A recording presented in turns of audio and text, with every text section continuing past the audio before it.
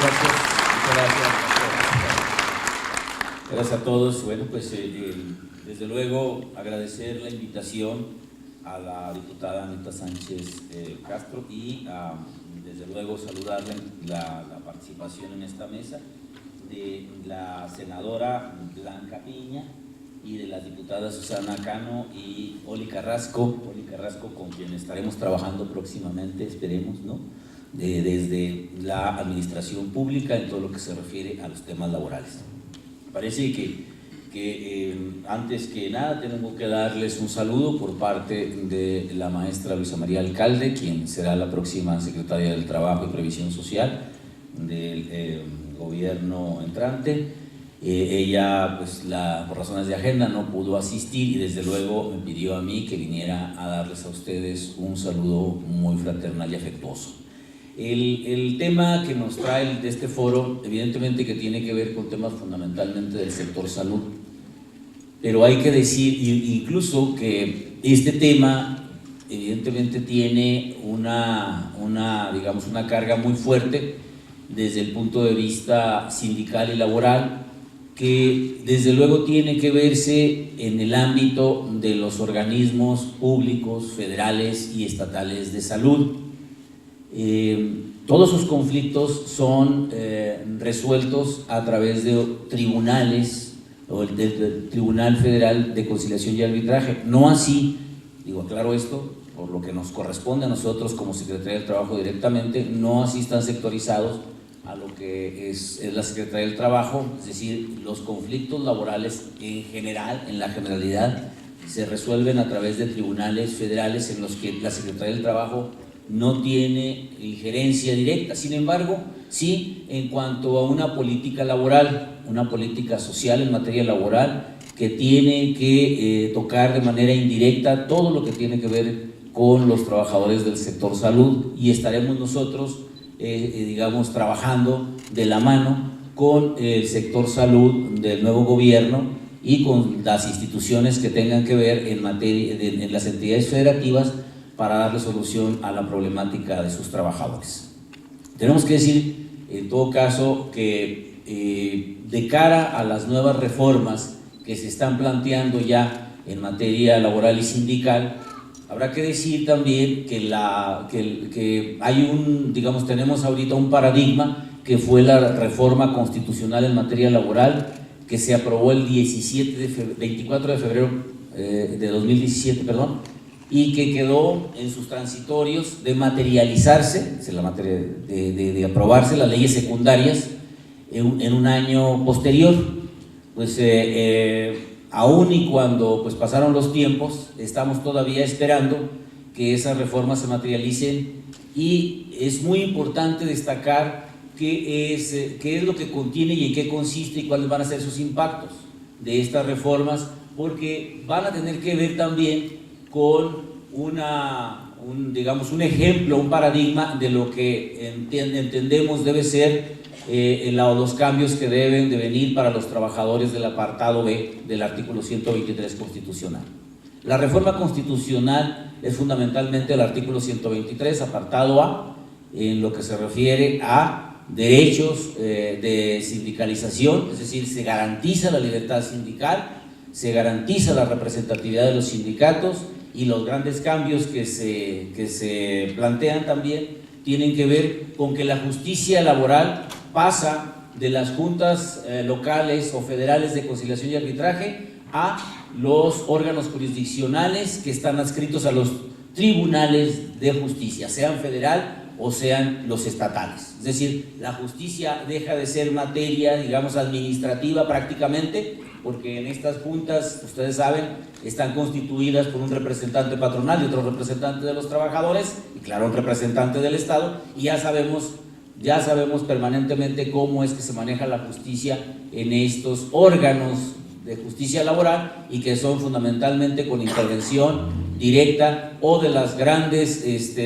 representaciones sindicales oficiales o de las grandes representaciones empresariales, con el apoyo evidentemente de los representantes estatales. Es decir, una justicia lenta, tardada, inequitativa, y que fundamentalmente ha sido en contra de las y los trabajadores.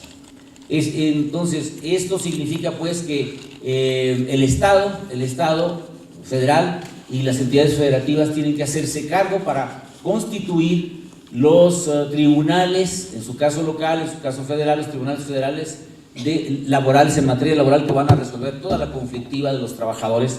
del apartado A. Aclaro, el apartado A. En materia de conciliación, la Constitución establece que esta es una etapa obligatoria y que para ello se debe de constituir un organismo descentralizado del Estado, ¿sí?, autónomo, con autonomía funcional y presupuestal, con un director general designado por el Senado mediante una terna que presente el presidente de la República, es decir, va a tener estas características de independencia, que se haga cargo no tan solo de la conciliación, de los temas federales, sino también de los registros de los sindicatos y de los registros de los contratos colectivos, ¿no?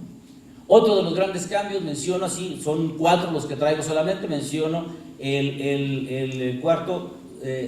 cambio que tiene en general, se establece que para celebrar un nuevo contrato colectivo, los trabajadores deben ser consultados mediante voto personal,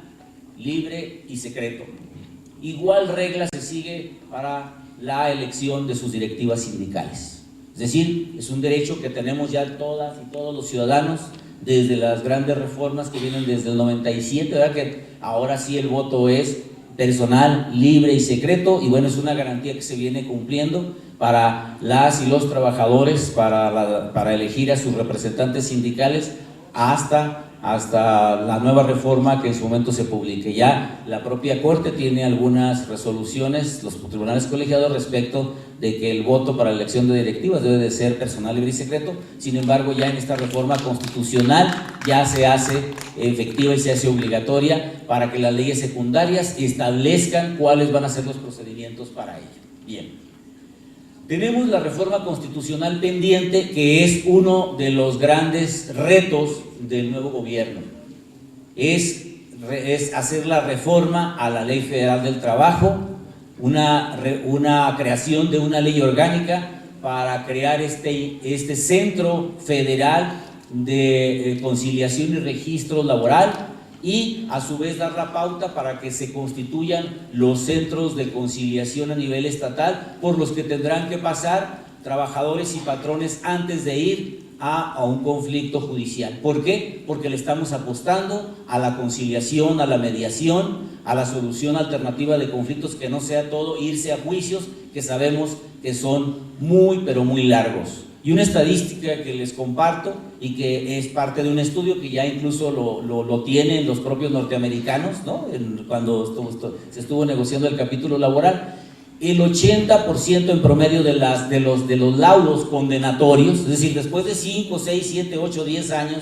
que se lleva un juicio y que se llega a condenar a un patrón, el 80% en promedio, digamos, ha subido, bajado un poco, pero digamos ese es el promedio del 2000 para acá, no se cumple, no se ejecuta. Esto quiere decir pues que tenemos que establecer mecanismos de conciliación, de negociación efectiva, donde se tutelen y se protejan los derechos de los trabajadores, pero también que podamos hacer, si aquellos que se decidan ir a juicio, ¿sí?, se haga un juicio verdaderamente ágil, expedito, y pueda ejecutarse la condena que en su momento se establezca a través de una sentencia. Este es uno de los grandes cambios pues que esperamos nosotros realizar en próximas fechas, y para eso evidentemente que estaremos estableciendo la comunicación y la coordinación con senadoras y diputadas para poder hacer una reforma a las leyes laborales y a la creación de estos centros de conciliación y registro de una manera muy ágil, pero también garantizando la justicia y la equidad en materia laboral, ¿no?, y el debido proceso, desde luego. Tenemos otro eje, otro referente en el horizonte, que tiene que ver con la firma de lo que es el Convenio 98 de la Organización Internacional del Trabajo.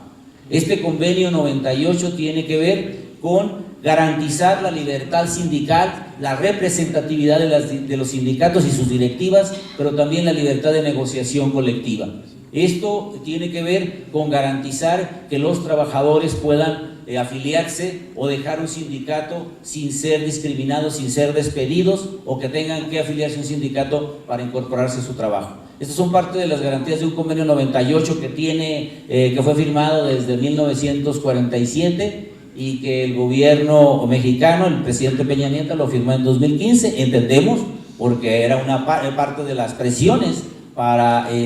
firmar el TPP, que al final pues nos quedamos colgados de la brocha. Sin embargo, pues evidentemente que nosotros consideramos que la firma de este convenio viene a ser en beneficio de los trabajadores y de sus derechos. El tratado fue firmado por el Senado hace cosa de un mes y solamente está pendiente de que entre en vigor una vez que ya quede debidamente registrado ante la Oficina Internacional del Trabajo, y será un año después de su ratificación por el gobierno mexicano a través del Senado. Entonces, pero todo esto nos empuja pues a una nueva era en lo que se refiere a derechos laborales y derechos sindicales. Pero tenemos, si todavía eso no fuera suficiente, tenemos el capítulo laboral de lo que están llamándose el UMSCA, o como se vaya a llamar, como decía aquí el doctor Leal, el sentido de que ese capítulo laboral del nuevo Tratado de América del Norte establece de manera muy puntual que los trabajadores que el Estado debe garantizar que los trabajadores puedan votar, ¿no?, de manera libre y secreta en las elecciones de sus directivas sindicales y en la aceptación o no de un contrato colectivo de trabajo. Y el Estado tiene que garantizar y verificar que esto se realice. Es decir, incluso establece que los trabajadores tienen que conocer el contenido de ese contrato y la autoridad tiene que tener la evidencia que se le puso a la vista. Entre otras cosas, digamos que el capítulo laboral recoge en esencia lo que tiene que ver con los derechos a la libertad sindical, a la libertad de negociación, a la representatividad, a la democracia sindical que tiene el convenio 98, de alguna manera lo incorpora. Evidentemente nosotros sabemos que esto tiene que ver también con un interés por parte del gobierno norteamericano de garantizar que los derechos de los trabajadores para poder negociar sus contratos colectivos no se encuentren disminuidos frente a sus empleadores, porque esto hace que se produzca ya las consecuencias que ya apuntó el doctor Leal en su ponencia, atinadamente, en donde, bueno, pues los salarios de México son de los más bajos de América Latina, siendo que México, digamos, ocupa uno de los primeros lugares en productividad, en desarrollo industrial, en exportaciones. Entonces no se explica cómo, si la productividad ha crecido, cómo, si las exportaciones han crecido, cómo es posible que los salarios vayan a la baja, fundamentalmente lo que tiene que ver con el salario mínimo. Digamos que este es el entorno que tienen hoy los trabajadores del apartado A, los trabajadores que están empleados en el sector privado, y esto evidentemente pues es un ejemplo de lo que puede y tendrá que suceder con las y los trabajadores del apartado B, los trabajadores al servicio del Estado, ¿no?, tanto del Estado federal como de las entidades federativas. Pues entendemos que ahí está un pendiente, un reto muy importante, y le corresponde en todo caso pues a los órganos legislativos, a los poderes legislativos, ¿no?, que establezcan también el entramado jurídico, que establezcan cuáles son, digamos, las nuevas reglas en materia de derechos laborales de los trabajadores al servicio del Estado, los trabajadores burocráticos, los trabajadores de la educación, los trabajadores de la salud, etcétera, etcétera. Entonces, en ese sentido, creo que hay nuevos vientos, pero todo esto tiene que ser de manera coordinada, porque entiendo que los procesos de regularización que se han tratado de implementar en lo que se refiere a los trabajadores del sector salud siempre tienen un componente presupuestal, siempre tienen un componente de el garantizar que esta regularización también implique una mejora en los servicios de salud y una ampliación también de estos derechos. Entendemos que el Estado ahora tiene que balancear, tiene que atender este dilema entre, bueno, ¿a qué le doy más presupuesto? Le voy a dar más presupuesto para garantizar que cada vez ampliemos los derechos a la salud de la población, o le voy a dar dinero o presupuesto para garantizar también los derechos laborales, que también son derechos humanos de las y los trabajadores. En ese sentido, evidentemente que siempre entendemos, han perdido ambas partes, porque a veces ni se garantiza el derecho a la salud de la población con calidad. Entendemos que por más esfuerzos que se hacen por parte de los trabajadores, esto no es culpa de las y los trabajadores, esto evidentemente es responsabilidad de cómo se instrumentan los sistemas de salud, cómo se instrumentan las estrategias para atender a la población, y ahí tanto los afiliados como los asegurados como los propios trabajadores resultan perjudicados. En ese sentido siempre es importante tener en cuenta que aquí detrás de todo tenemos un problema de finanzas públicas, de problemas presupuestales que han estado de alguna manera impidiendo, o por lo menos ha sido el pretexto para no atender los legítimos derechos de las y los trabajadores. ¿Qué es lo que planteamos que se puede hacer?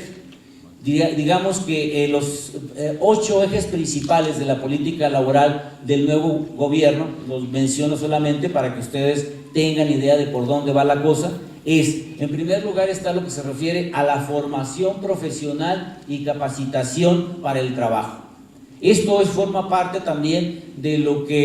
del programa de Jóvenes Construyendo el Futuro, que está creado para dar la oportunidad de aprendizaje. Es una beca que se va a otorgar a los jóvenes para que se formen en el trabajo durante un año, ¿sí? A 3.6 millones de jóvenes durante un año, con la posibilidad incluso de que los propios empleadores o las propias empresas o centros de trabajo a donde vayan ellos a tomar esta capacitación directa, una capacitación digamos fundamentalmente práctica, in situ, puedan ser empleados posteriormente de que se termine esta beca en el propio centro de trabajo, ¿no? Entonces es parte de todo un programa que se está instrumentando, incluso que ya están registrándose, ya está funcionando la plataforma correspondiente, independientemente de todo el programa de capacitación y formación que tiene que hacerse a todos los niveles para incrementar, en todo caso, primero la productividad y la mejora salarial que es necesaria en este país para alcanzar un bienestar mínimo, por lo menos. De otro lado, el punto 2, digamos, de estos 8 ejes es el incremento sustancial del salario mínimo. Ustedes ya lo han de haber escuchado, que tiene que ver con incrementar el salario mínimo al doble. México es uno de los países con uno de los salarios mínimos más bajos de la región, y no se diga del mundo, y entendemos pues que esto es una asignatura pendiente, y sabemos que el criterio para mantener el salario mínimo abajo fue que pues el incremento al salario mínimo era una especie como de faro en el que todo el mundo se quería reflejar para pedir su incremento, y entonces siempre se mantuvo a la baja. Hoy cambió esto con estas unidades de medida y entendemos que va a cambiar este parámetro y esta forma de justificar el por qué no aumenta el salario mínimo. Y hay otra que dicen que el incremento al salario mínimo o el incremento a los salarios en general va a causar inflación. Nosotros estamos estableciendo y demostrando, incluso con expertos de diversos institutos de investigación y universidades, que esto es falso, porque en otros países se ha podido hacer el incremento, sobre todo al salario mínimo y a los salarios promedio, sin que esto tenga por qué afectar a la inflación o a la economía en su conjunto. El otro digamos, eje es el que tiene que ver con este tema que dijimos, es el facilitar la negociación colectiva, el que las y los trabajadores no tengan que sujetarse a liderazgos sindicales en donde nunca se revisan los contratos, nunca se les informa quiénes son los representantes, nunca se sabe cuáles son las nuevas prestaciones en el contrato de trabajo porque ni siquiera se conocen, o las condiciones generales de trabajo, y que tiene que ver también con la transparencia sindical y la rendición de cuentas. Esto es parte no tan solo de un programa o de una estrategia, esto es ya una obligación del nuevo gobierno. ¿Por qué? Por la reforma constitucional por un lado, por el otro lado la firma del convenio 98 de la OIT, y por el otro lado que tenemos que cumplir con el capítulo laboral del nuevo Tratado de Libre Comercio con América del Norte. 3 puntos más los menciono solamente, que tienen que ver con los demás ejes de esta nueva política laboral, que tienen que ver con la creación de una plataforma digital para el empleo, es decir, promover el empleo a todo nivel. Este programa de Jóvenes Construyendo el Futuro forma también parte de esta estrategia, y que es facilitar el que tanto empleadores como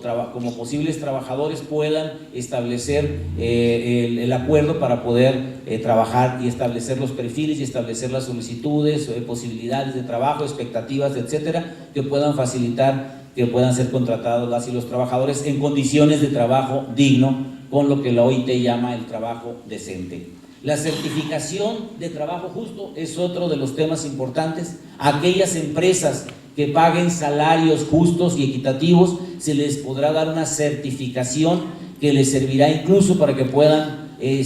acceder, por ejemplo, a contratos públicos que tengan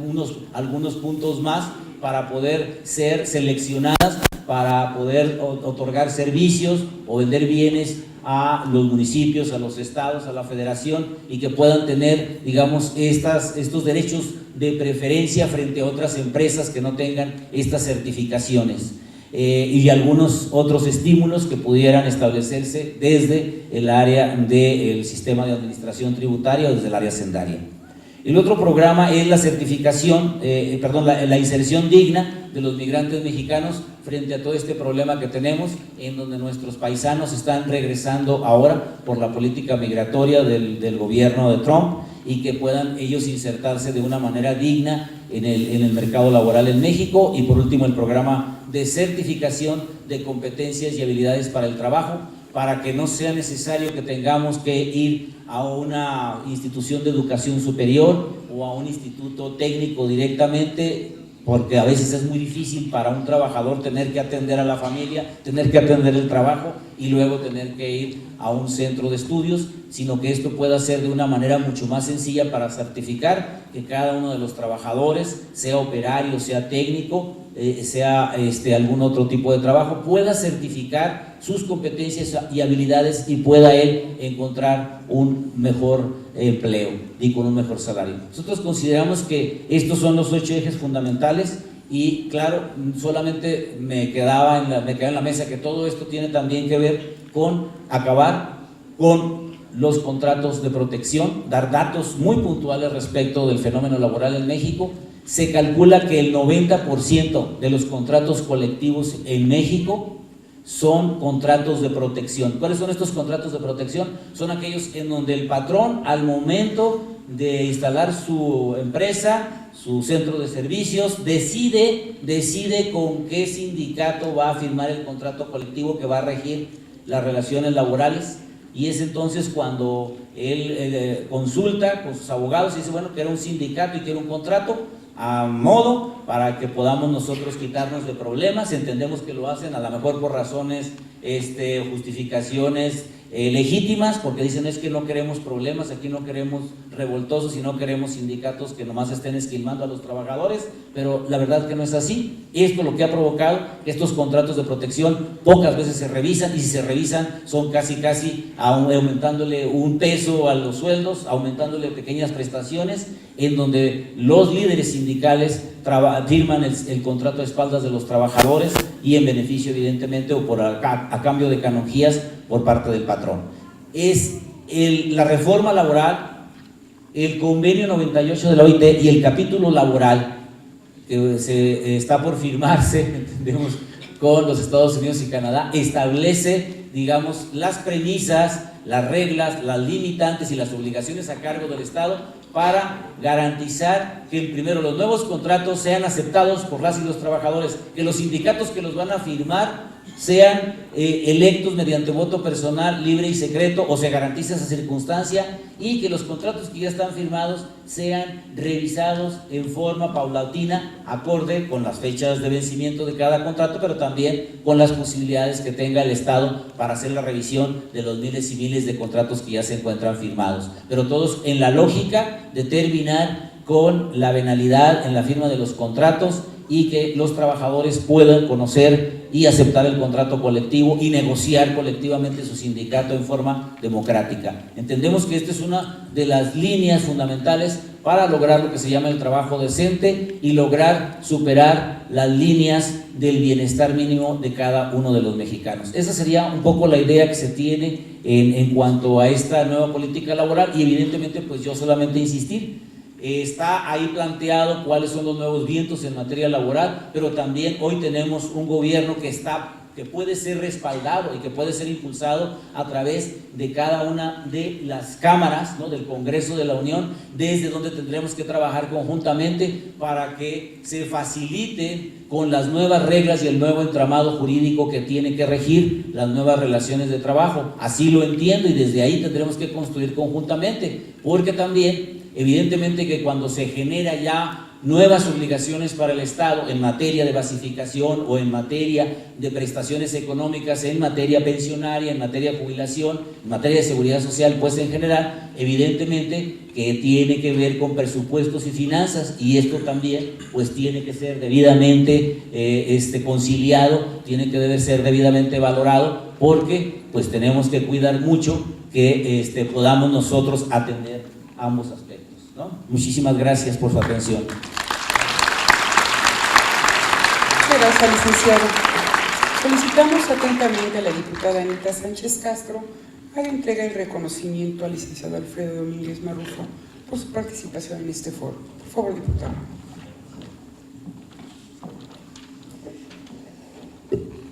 Un reconocimiento por su valiosa participación. De verdad, o sea, creo que queda muy claro cómo viene lo que es el proyecto de nuestro presidente electo en unas cuantas palabras que usted nos ha dado. Muchas felicidades.